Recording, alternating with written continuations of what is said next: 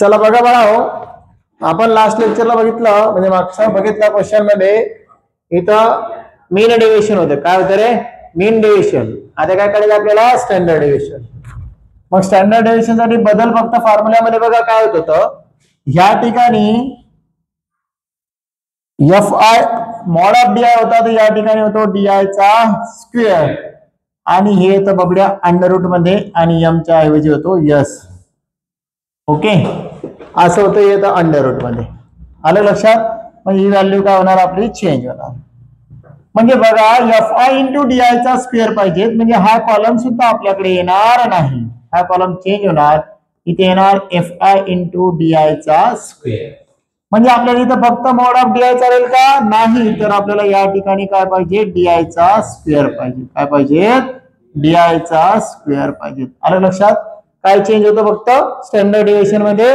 फॉर्म्युल्यामध्ये F I mod of D I होतं, तर इथे काय होतं? डी आय चा स्क्वेअर आणि काय येतं? अंडर रूट येतं. काय येतं? रूट येतं. आणि म्हणून आपण या ठिकाणी मॉड ऑफ डी आय जो घेतला होता त्याच्याऐवजी काय घेतला? डी आय स्क्वेअर आणि F I into D I square. Simple आहे बघा. आता या ठिकाणी याच्या व्हॅल्यू तुम्हाला ऑलरेडी माहिती होत्या डी आयच्या. कुणाच्या व्हॅल्यू माहिती होत्या? डी आयच्या. चला कॅल्सी का डायरेक्टली. डी आय म्हणजे काय? X I minus x bar. 5 minus 22 किती आलं होतं? 5 मायनस 22 स्क्वेअर. आणि स्क्वेअरचं बटन दाबा डायरेक्ट. स्क्वेअरचं बटन दाबलं काय होतं? 289. आता कॅल्क्युलेशन कसं करायचं, टाइम कसं वाचवायचं ते लक्षात घ्या. काय केलं तुम्ही? पहिलं 5 minus 22 is equal to button दाबलं, मायनस 17 आला. काय आला? मायनस 17. त्याचा काय पाहिजे? स्क्वेअर. चला स्क्वेअर करा. किती आला? 289 इंटू 3 करा. एफ आय ची व्हॅल्यू इंटू 3. डायरेक्ट इंटू 3 करायचं. त्याला 3 किती येतं? म्हणजे 289 इंटू 3 असं झालं. ते 289 इंटू 3 किती येतं? 8. नक्की का? 867 9 3 27. ओके, आता समजलं तुम्हाला. सेकंड काय करसाल मग? 15 मायनस 22 काय तर मायनस 5. त्याचा स्क्वेअर किती येणार इथं? 25 ना. किती येतात? 15 मायनस 22 7. म्हणजे काय होणार इथं? 49. आणि 49 इंटू 5 करायचं. डायरेक्ट त्याला इंटू 5 करायचं रे. इंटू करायचं सांगितलं मी तुम्हाला. बघा काय करतोय, पुन्हा सांगतोय एकदा. शांततेत बघा पहिलं दलिंदर राहू. हे 25 मायनस 22 घेतलं, त्याचा स्क्वेअर सांगा किती येत होतं? 25 मायनस 22 त्याचा स्क्वेअर किती होतं? 9. इसको बोलते भाई ध्यान नहीं होगा तो कैसा होगा. आणि 9 इंटू 8 पुन्हा करा आता. 35 मायनस 22. मी विचारलं काय, तू सांगतो काय. मी विचारलं तुझं नाव काय, तू लगे आजोबा पंजोबा सगळे एकट्टी करून राहिला. हा, मला माहिती तू हुशार आहे म्हणून. तू सांगेल मी इकडून ट्रेन मध्ये घुसला की पलीकडून मालवा उगाडून जाऊन फाडणार तू डायरेक्ट. त्याच्यामुळे ध्यानात ठेवायचं, पेपर मध्ये पण जेवढं विचारलं तेवढं. काही काही वेळेस असं दिसतंय मी तर फक्त विचारलं असतं फाईन मेन. आणि काढायचं काय असतं माहिती का? सीआय F I X I F I X I खतम का आणि बस. हे आणि हे इथपर्यंतच काढायचं राहतंय. आणि पिस्तुल्याला की मीन डेव्हिएशन स्टँडर्ड डेव्हिएशन घे ना. भोपळा भेटते भोपळा. 0 मार्क भेटते. किती भेटते?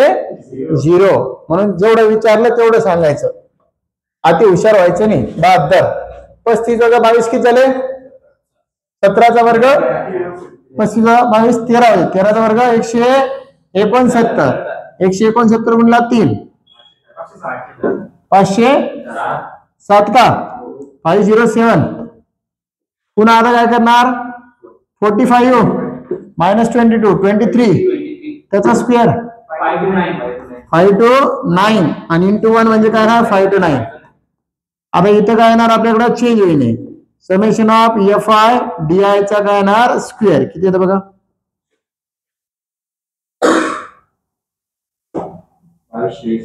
2200 2220 का? नक्की का? व्यवस्थित चेक करा. सगळं गेलं काही सांगता येत नाही. एखादं पीस तुला ओव्हर कॉन्फिडन्स मध्ये चुकीचं उत्तर लिहून काढतंय. सगळ्यांचं आलं तेवढं आन्सर का? एका गेल शिकवून सगळे जाऊन राहिले. किती आलं? 2220.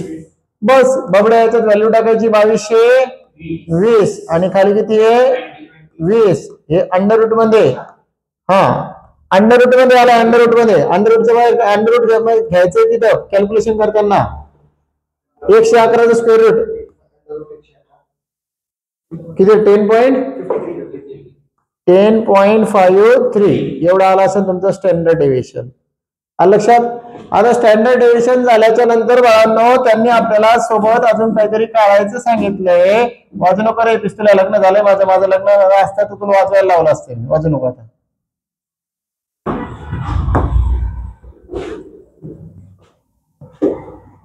वाजवायचं काम दिलं असतं ना. स्टँडर्ड डेव्हिएशन 10.53 शिकायला शिकून घे. स्टँडर्ड डेव्हिएशन दिसतंय.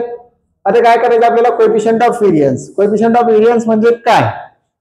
कोएफिशियंट ऑफ व्हेरियन्स फक्त व्हेरियन्स जर विचारला असता तर व्हेरियन्सचा काय फॉर्म्युला असतो माहितीये का. आता मी तुम्हाला सगळंच फाइंड आउट करून दाखवतो इथं. जर फक्त व्हेरियन्स विचारला असता तर व्हेरियन्स इज इक्वल टू असतो sigma square. Variance is equal to काय असतो sigma square. Coefficient of standard deviation आणि कोएफिशियंट ऑफ व्हेरियन्स याचे दोन फॉर्म्युले वेगळे वेगळे. तुम्हाला एकदा फॉर्म्युले दाखवून देतो. कोएफिशियंट ऑफ व्हेरियन्स आणि कोएफिशियंट ऑफ स्टँडर्ड डेव्हिएशन बघून घे बबड्या. ब्लर झाला असेल तिकडं. कोएफिशियंट ऑफ स्टँडर्ड डेव्हिएशन साठी फक्त एसडी अपॉन मीन आहे म्हणजे सिग्मा अपॉन एक्स बार. आणि कोएफिशियंट ऑफ व्हेरियन्स म्हटलं तर सिग्मा अपॉन एक्स बार ला काय करायचं 100 न मल्टिप्लाय करायचं. ओके कळते का नाही कळत. समजला. फक्त व्हेरियन्स काढला तर काय सिग्मा स्क्वेअर.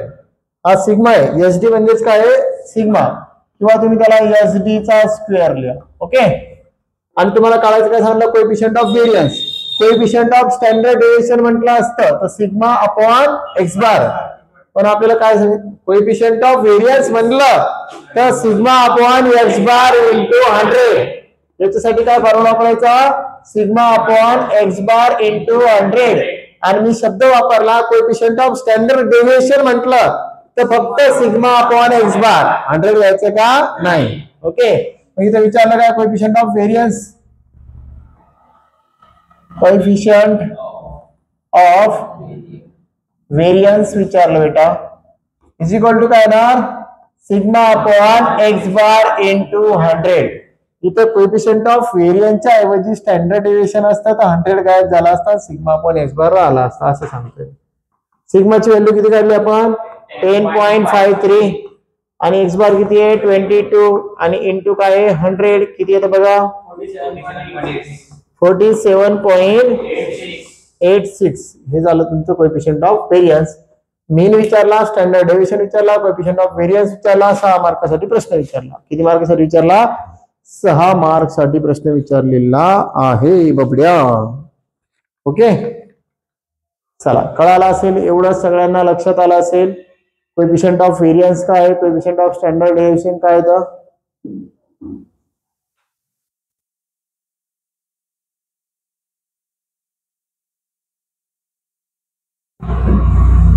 ओके